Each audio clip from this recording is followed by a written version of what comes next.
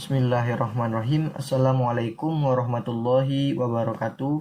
Izin memperkenalkan diri, nama saya Renggi Suryadinata, NPM 2021020227. Saya mahasiswa UIN Raden Intan Lampung, Prodi Hukum Tata Negara semester 4. Di sini saya akan menjelaskan makalah yang berjudul Kajian Ayat dan Hadis tentang Zina, Kazab, dan Pencemaran Nama Baik, dengan mata kuliah Tafsir Ayat dan Hadis, dan dengan dosen pengampu Bapak Dr. Edi Susilo MHI.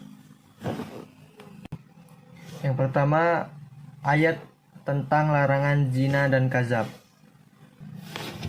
yang berbunyi A'udzubillahi minasyaitonirrajim. Bismillahirrahmanirrahim. Az-zani la ya'kihuha illa zaniyatan aw musyrik. Waz-zaniyatu la ya'kihuha illa zanin aw musyrik. Wa hurrima dzalika 'alal mu'minin.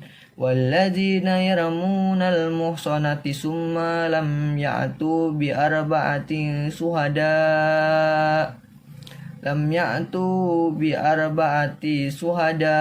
abajaliduhum samanina jaldatan wa la taqbalu lahum syahadatan abada wa ulaika humul fasiqun.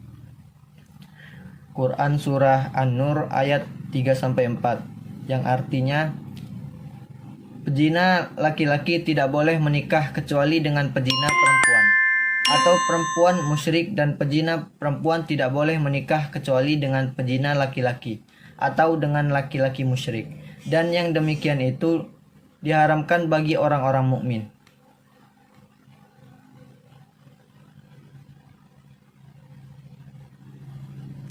Dan orang-orang yang menuduh perempuan-perempuan yang baik atau berzina, dan mereka tidak mendatangkan 4 orang saksi, maka deralah mereka 80 kali. Dan janganlah kamu terima kesaksian mereka untuk selama-lamanya. Mereka itu orang-orang yang fasik. Quran Surah An-Nur ayat 3-4. Asbabun Nuzul ayat. Menurut riwayat Imam Nasai dari Abdullah bin Amr bahwa ada seorang perempuan bernama Ummu Mashul atau Ummu Mahdun yang memiliki kecantikan, dan ada seorang sahabat Nabi ingin mengawinnya, maka turunlah ayat tersebut. Hadis tentang zina, yang berbunyi An Ubadah bin Samiti qala Rasulullah sallallahu alaihi wasallam Huzu anni Qad ja'alallahu lahunna sabilal bikru bil bikri jaldu mi'ati wa nabyu sanatin wa sayyibu bi sayyibi jaldu mi'atin warrajmah, yang artinya dari Ubadah bin Hamid berkata bahwa Rasulullah Shallallahu alaihi wasallam bersabda, ambillah hukum dariku 3 kali mengucapnya. Allah telah menetapkan hukumnya. Bujang berzina dengan gadis dihukum cambuk 100 kali dan dibuang setahun. Duda berzina dengan janda maka dicambuk 100 kali dan hukuman rajam. Yang ketiga, kandungan hukum ayat dan hadis tentang larangan zina dan kazab. Yang pertama, zina adalah perbuatan seorang laki-laki yang bertubuh dengan perempuan dengan cara memasukkan alat kelamin laki-lakinya ke dalam alat kelamin perempuan tanpa melalui pernikahan atau pernikahan subat atau yang meragukan. Yang kedua, perbuatan zina adalah haram. Yang ketiga, Al-Quran secara umum menetapkan bahwa hukuman bagi pezina laki-laki dan perempuan baik belum menikah atau sudah menikah adalah cambuk 100 kali. Yang keempat, hadis Nabi kemudian menetapkan bahwa pezina yang sudah pernah menikah, baik laki-laki atau perempuan, dihukum rajam, yaitu dengan dilempar batu sampai mati. Namun pendapat ini ditolak imam lain dan mazhab Khawarij. Yang kelima, pelaksanaan hukuman zina adalah perintah atau yang ditunjukkannya. Yang keenam, tidak boleh memberi pertolongan seperti membebaskan tanpa dasar kepada pelaku perbuatan zina. Yang ketujuh, pelaku perbuatan menuduh zina kepada orang lain namun tidak dapat menampilkan 4 saksi, maka pelakunya dihukum cambuk 80 kali. Yang keempat, kasus analisis kasus. Saya di sini mengambil kasus Heri Wirawan yang memperkosa 13 santriwati. Heri Wirawan dikenal sebagai seorang ustadz sekaligus pemimpin Yayasan Manarul Huda. Yayasan itu merupakan yayasan yatim piatu Manarul Huda yang berada di kawasan Antapani, Kota Bandung. Sedangkan pondok pesantren miliknya yang diberi nama Madani Boarding School berada di kawasan Cibiru, Kota Bandung. Aksi bejatnya terungkap setelah adanya laporan salah satu wali santri yang mendapati anaknya tengah hamil. Awalnya korban tidak mau menceritakan perlakuan keji yang dialaminya, namun setelah didesak akhirnya ia mengungkapkan semuanya. Satu persatu korban lain mulai berani bicara. Dari 13 korban pemerkosaan, 9 diantaranya hamil dan saat ini sudah melahirkan. Rata-rata korban adalah santri penerima beasiswa dari kalangan keluarga miskin. Bahkan salah satu di antara korban merupakan sepupu istri Heri Wirawan. Aksi bejat Heri Wirawan sudah dilakukan sejak 5 tahun lalu, yakni pada tahun 2016 dan baru terungkap pada tahun 2021. Rata-rata korban dan istrinya tidak berani melaporkan karena telah dicuci otaknya oleh pelaku. Dari ke-9 bayi yang dilahirkan, Heri memanfaatkan untuk mendapatkan sumbangan dari masyarakat. Bayi-bayi tersebut dilabeli sebagai bayi yatim piatu, sehingga mudah mendapatkan santunan dari para donatur. Heri tak hanya melecehkan para santrinya, namun salah satu korban adalah sepupu istrinya. Hal ini terungkap saat sidang ke-11 pada 11 Januari 2022 lalu. Bahkan ia melakukan aksi bejat itu di saat istrinya tengah hamil besar. Heri menggelapkan dana bantuan program Indonesia Pintar atau PIP yang seharusnya diberikan kepada para santri yang menjadi korban pemerkosaan. Tak hanya itu, pesantren miliknya juga menerima bantuan operasional sekolah atau BOS dari pemerintah. Diduga uang tersebut digunakan untuk keperluan pribadi dan menyewa apartemen dan hotel untuk melancarkan aksinya. Dalam kasus ini, Heri Wirawan divonis hukuman mati. Hakim Pengadilan Tinggi PT Bandung mengabulkan banding dari jaksa. Menerima permintaan banding dari jaksa atau penuntut hukum, menghukum terdakwa oleh karena itu dengan pidana mati, ucap Hakim PT Bandung yang diketuai oleh Heri Swantoro. Sebagaimana dokumen putusan yang diterima Detik Jabar. Dalam dokumen tersebut, pembacaan vonis diputuskan dalam sidang terbuka pada waktu setempat. Hakim dalam putusannya juga memperbaiki putusan PN Bandung yang sebelumnya menghukum Heri Wirawan hukuman seumur hidup. Majelis Hakim Pengadilan Tinggi PT Bandung menganulir hukuman penjara seumur hidup. Heri Wirawan menjadi hukuman mati. Selain hukuman mati, Heri Wirawan juga diwajibkan membayar uang pengganti kerugian atas restitusi. Membebankan restitusi kepada terdakwa Heri Wirawan alias Heri bin Dede, ucap Hakim PT Bandung sebagaimana dokumen putusan yang diterima Detik Jabar. Senin kembali ke restitusi. Adapun biaya restitusi sendiri totalnya mencapai 300 juta lebih. Setiap korban yang jumlahnya 13 orang akan mendapatkan restitusi dengan nominal beragam. Sebelum dalam putusan Hakim PN Bandung memutuskan bila pembayaran restitusi dibebankan kepada negara. Namun Hakim PT Bandung tak sepakat bila pembebanan restitusi dialihkan ke negara. Menimbang bahwa Majelis Hakim tingkat pertama telah menjatuhkan putusan untuk membebankan restitusi kepada Kementerian Pemberdayaan Perempuan dan Perlindungan Anak Republik Indonesia. Bahwa hal ini bertentangan dengan hukum positif yang berlaku, kata Hakim.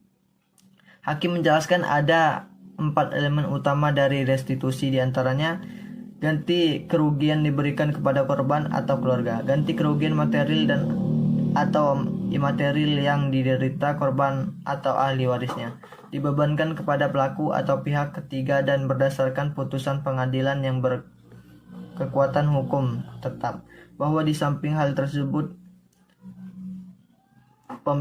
pembebanan pembayaran restitusi kepada negara akan menjadi presiden buruk dalam penanggulangan kejahatan kekerasan seksual terhadap anak-anak, karena pelaku kejahatan akan merasa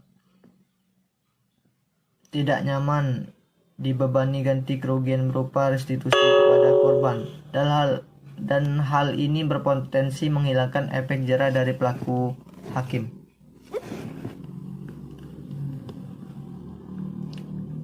Analisis kasus. Yang kelima adalah analisis kasus. Di sini melihat dari kasus yang dilakukan oleh Heri Wirawan, banyak sekali melakukan perbuatan yang salah dan tentunya merugikan banyak korban. Kasus yang dilakukan oleh Heri Wirawan adalah perbuatan zina dan melanggar hak asasi manusia dalam pandangan agama Islam. Heri Wirawan telah melanggar aturan yang ditetapkan oleh Allah dalam surah Al-Isra ayat 32 yang artinya, dan janganlah kamu mendekati zina, sesungguhnya zina itu adalah suatu perbuatan yang keji dan jalan yang buruk. Quran surah Al-Isra ayat 32.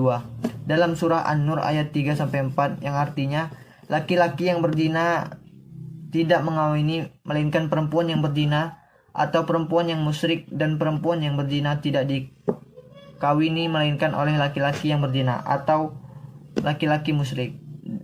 Dan yang demikian itu diharamkan atas orang-orang mukmin dan orang-orang yang menuduh wanita-wanita yang baik atau berbuat zina, dan mereka tidak mendatangkan 4 orang saksi, maka deralah mereka yang menuduh itu 80 kali derah, dan janganlah kamu terima kesaksian mereka buat selama-lamanya, dan mereka itulah orang-orang yang fasik.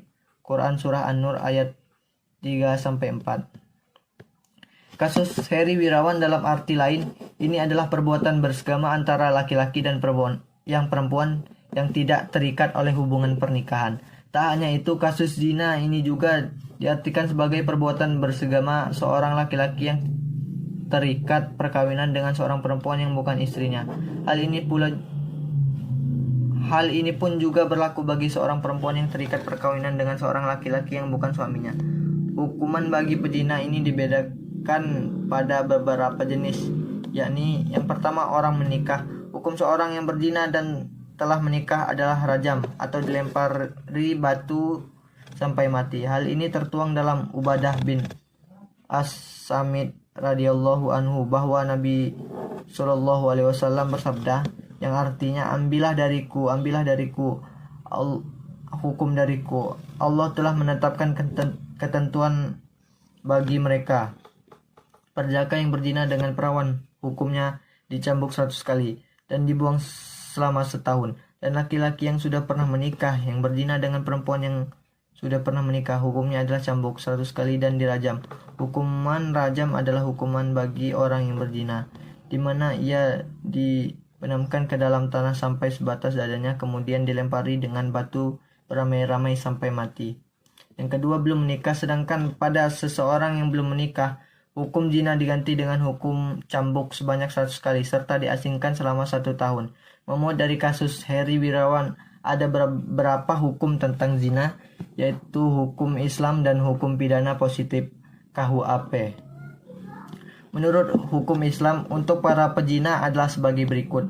Jika pelakunya sudah menikah, melakukan secara sukarela, tidak dipaksa, tidak diperkosa, mereka dicambuk 100 kali, kemudian dirajam. Ini berdasarkan hukum yang diterapkan Ali bin Abi Thalib. Mereka cukup dirajam tanpa didera, dan ini lebih baik sebagaimana hukum yang diterapkan oleh Muhammad, Abu Bakar As-Siddiq, dan Umar bin Khattab. Yang kedua, jika pelakunya belum menikah, maka mereka didera, dicambuk 100 kali, kemudian diasingkan selama setahun setelah memperhatikan sekilas tentang aturan perzinaan menurut hukum positif dan menurut hukum Islam. Tampak adanya perbedaan yang cukup jelas, yaitu di dalam hukum positif, tindak pidana perzinaan hanya untuk orang yang sudah ada ikatan perkawinan, baik salah satu ataupun keduanya. dan hanya mendapatkan hukuman yang ringan, serta hanya dapat diancam hukuman penjara kalau ada yang melaporkan perbuatan zina tersebut. Perzinaan dalam hukum Islam. Dalam pandangan Islam, zina merupakan perbuatan kriminal atau jarimah yang dikategorikan hukum hudud, yakni sebuah jenis hukuman atas perbuatan maksiat yang menjadi hak Allah SWT, sehingga tidak ada seorang pun yang berhak memanfaatkan kemaksiatan tersebut bagi oleh penguasa atau pihak berkaitan dengannya. Menurut hukum pidana positif KUHP untuk para pezina, perzinaan dalam KUHP dapat dipilih ke dalam 3 hal, yaitu pertama, perzinaan yang dilakukan dengan kekerasan atau ancaman kekerasan. Menurut hukum pidana positif KUHP untuk para pezina, perzinahan dalam KUHP dapat dipilih ke dalam 3 hal, yaitu pertama, perzinahan yang dilakukan dengan kekerasan atau ancaman kekerasan. Kedua, perzinahan yang dilakukan dengan paksaan secara fisikis. Dan ketiga, perzinahan yang dilakukan atas dasar suka sama suka. Perzinahan yang dilakukan dengan kekerasan atau ancaman kekerasan disebut pemerkosaan. Perzinahan yang dilakukan dengan paksaan secara fisikis apabila perzinahan itu tidak dikehendaki oleh si wanita, maka seharusnya juga masuk dalam kategori pemerkosaan. Perzinahan yang termasuk dalam kategori pertama dan kedua terdapat dalam pasal 285, 286, 287 dan seterusnya sampai 294. Perzinahan yang dilakukan atas dasar suka sama suka dalam KUHP hanya terdapat dalam pasal 284. Akan tetapi hanya mengenai salah satu atau kedua pelaku zina berstatus menikah serta dikaitkan dengan pasal 27 Kitab Undang-Undang Hukum Perdata atau Perdata Sipil tentang prinsip monogami yang tidak berlaku bagi umat muslim yang terkait dengan Undang-Undang Nomor 1 Tahun 1974 dan dimasukkan ke dalam delik aduan. Pasal 284 ayat 1 diancam dengan pidana penjara paling lama 9 bulan. Seseorang pria yang telah kawin melakukan gendak atau overspell padahal diketahui bahwa pasal 27 BW berlaku baginya. Seorang wanita yang telah kawin yang melakukan gendak padahal diketahui bahwa pasal 27B berlaku baginya. Yang kedua, yang A, seorang pria yang turut serta melakukan perbuatan itu padahal diketahui bahwa yang turut bersalah telah kawin. Yang B, seorang wanita yang turut melakukan perbuatan itu padahal diketahui bahwa yang turut bersalah telah kawin dan pasal 27 BW berlaku baginya. Dalam kasus Heri Wirawan juga terdapat pelanggaran HAM, yaitu pelanggaran HAM ringan. Hukuman pelanggaran HAM ringan adalah pidana penjara. Hukuman ini adalah berupa kurungan penjara dalam waktu yang telah ditentukan pada Undang-Undang Hukum Pidana. Di dalam Undang-Undang Hukum Pidana terdapat peraturan-peraturan yang menentukan perbuatan atau pelanggaran HAM yang termasuk ke dalam tindak pidana. Kesimpulan dari uraian analisis dari uraian kasus yang disampaikan dapat disimpulkan kasus yang dilakukan Heri Wirawan bertentangan dengan ajaran Allah dalam surah An-Nur dan hadis riwayat Muslim bahwasanya Heri Wirawan banyak sekali melakukan pelanggaran hukum yang ditetapkan oleh negara maupun oleh Allah SWT. Dalam kasus tersebut banyak sekali terdapat pelanggaran, salah satunya pelanggaran HAM, di mana HAM merupakan instrumen atau alat untuk menjaga harkat dan martabat manusia sesuai dengan kodrat kemanusiaan yang luhur. Karena banyak melakukan pelanggaran, Heri Wirawan mendapat vonis hukuman mati dari Pengadilan Tinggi Bandung. Pengadilan ini mengabulkan banding dari jaksa atas tindakan bejatnya. Ia juga wajib membayar uang ganti rugi sebesar 300 juta. Selain itu, seluruh harta kekayaan dan asetnya juga akan dirampas. Ia juga wajib membayar uang ganti rugi sebesar 300 juta. Selain itu, seluruh harta kekayaan dan asetnya juga akan dirampas. Itulah materi yang bisa dapat saya sampaikan. Kurang dan lebihnya tolong dimaafkan, dan kepada Allah saya mohon ampun. Wabillahi taufiq wal hidayah. Wassalamualaikum warahmatullahi wabarakatuh.